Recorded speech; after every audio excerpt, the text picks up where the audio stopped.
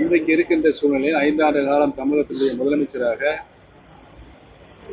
நம்முடைய முதலமைச்சர் ஆகிய பல்வேறு திட்டங்கள் நாட்டு மக்களுக்கு நன்மை வைக்கின்ற திட்டங்களாக அவருடைய திருக்கரங்கள் நேரடியாக கிடைக்க செய்கின்ற ஆட்சியை தளபதி அவர்கள் 5 ஆண்டு காலம் ஒரு சிறப்பான ஆட்சியை நாடு போட்டுகின்ற நல்லாட்சி நடத்தி கொண்டிருக்கின்றார்.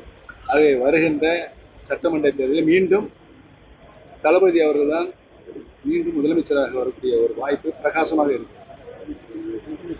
திமுகவுக்கு போட்டியா இருக்குது அதிமுகவா பாஜகவா இன்றைக்கு இருக்கின்ற அரசியல் சூழ்நிலையில் திராவிட முன்னேற்ற கழகத்திற்கு எந்த அரசியல் கட்சியும் போட்டியிடக்கூடிய தகுதி இல்லை என்பதுதான் போட்டிங்கிறது தளபதி பார்த்தீங்கன்னா அவர் வந்து திமுகவுக்கும் நெல்லுக்கும் தான் போட்டின்னு சொல்லியிருக்காங்க. பேரளவுக்கு தான் போட்டி, அது பேரளவு தான் போட்டி.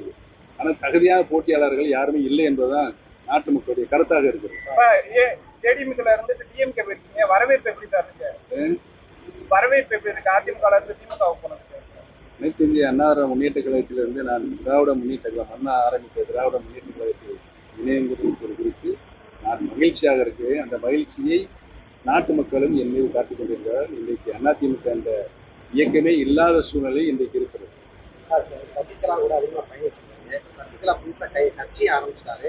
அதே மாதிரி பாமக நிறுவனர் ராமதாஸோட கூட்டணி வச்சு இந்த தேர்தலை சந்திக்க போறோம்னாங்க. பயணித்தது அம்மா அவர்கள். இன்றைக்கு சின்னமார்கள் கட்சி ஆரம்பித்திருக்கிறார். ஐயா ராமதாஸோடு இணைந்து தேர்தல் பணியை செய்யவும் என்று இன்றைக்கு ஆரம்பித்திருக்கிறார். எதிர்காலத்தில் மக்கள் அளிக்கின்ற தீர்ப்பின் அடிப்படையில் அவருடைய நிலைப்பாடு மக்களுக்கு. எடப்பாடி பழனிசாமி வந்து அவரோட பொறுப்பை காப்பாற்றணும்னு முயற்சி பண்றாரு, கட்சியை காப்பாற்ற முயற்சி பண்ணல அரசு விமர்சனம் சொல்றாங்க. இந்த கருத்தை எப்படி சார் பாக்குறீங்க? அவர் சுயநலவாதிங்க. அதோட ஒரு அரசியல்வாதி அனைத்து மக்களையும் அனைவரையும் அரவணைப்போடு நடத்தி செல்ல வேண்டும். அந்த பண்பாடு அவர்கள் இல்லை. இன்னைக்கு இந்த அனைத்து இந்திய அண்ணா முன்னேற்ற கழகத்தில் படுகொலையில் தள்ளிய கூட்டணியை பொறுத்த வரைக்கும் அதிமுக தான் தலைமை தாக்குன்னு சொல்றாங்க. ஆனா எல்லாம் டெல்லியை நோக்கி போயிருக்காங்க. இன்று வர அந்த பிஎஸ் கூட அவர் இன்னைக்கு வரலேன்றாரு. தொகுதி பங்கீடு பற்றி பேசுவாங்க. இந்த நிலைப்பாடை எப்படி சார் பாக்குறீங்க? கூட்டணி பேச்சுவார்த்தை மக்கள் உன்னிப்பாக கவனித்திருக்கிறார்கள்.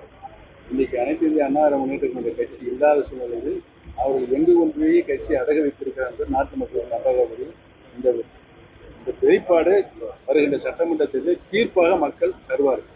2026 அடுத்த கட்ட நகர்வு எப்படி சார்? 2026 அடுத்த தளபதி என்ன ஆணையிடுகிறாரோ அவர் சொல்லிக் கொடுதான் என்னுடைய நகர்வு இருக்கும் என்பதை நான் ஒரு சாதாரண தொண்டனாகத்தான் திராவிட முன்னேற்ற கழகத்தில் இணைந்திருக்கிறேன். தளபதி என்ன உத்தரவிடுகிறாரோ ஆணையிடுறாரோ அதன்படிதான் என்னுடைய நகர்வு இருக்கும் என்பதை தெரிவிக்கிறார்.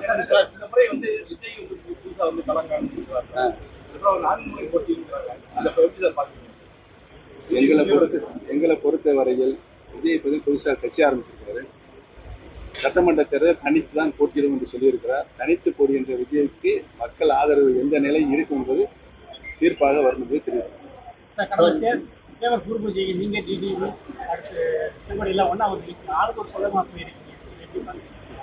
அது என்னால் ஏற்பட்டதில்லை, அவர்களுக்காக ஏற்பட்ட தனி வழியை சென்று கொண்டிருக்கிறார். அந்த வழி நல்ல வழி இல்லை என்றுதான் என்னுடைய கருத்தாக இருக்கு. விஜய் வந்து திமுக தான் கொள்கை எதிரி அப்படின்றது. விஜய் வந்து திமுக தான் எதிரி எந்த வகையில் அவர் சொல்ல வேண்டும், எந்த வழியில் அவர் சொல்ல வேண்டும். ஆனால் இன்றைக்கு மக்கள் ஏற்றுக்கொள்ளக்கூடிய இயக்கமாக திராவிட முன்னேற்ற கழகம் இருக்கிறது. மக்கள் ஏற்றுக்கொள்ளக்கூடிய ஆட்சியாக தளபதி ஆட்சி இருக்கிறது.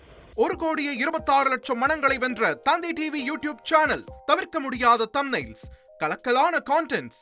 நீங்களும் இந்த குடும்பத்தில் இணைய இப்பவே சப்ஸ்கிரைப் பண்ணுங்க. அசுரபலம் கொண்ட எங்கள் டிஜிட்டல் கரங்களில் உங்கள் விளம்பரங்களை சேர்க்க வாட்ஸ்அப் பண்ணுங்க. 8939888378. Email advttv@dttv.in.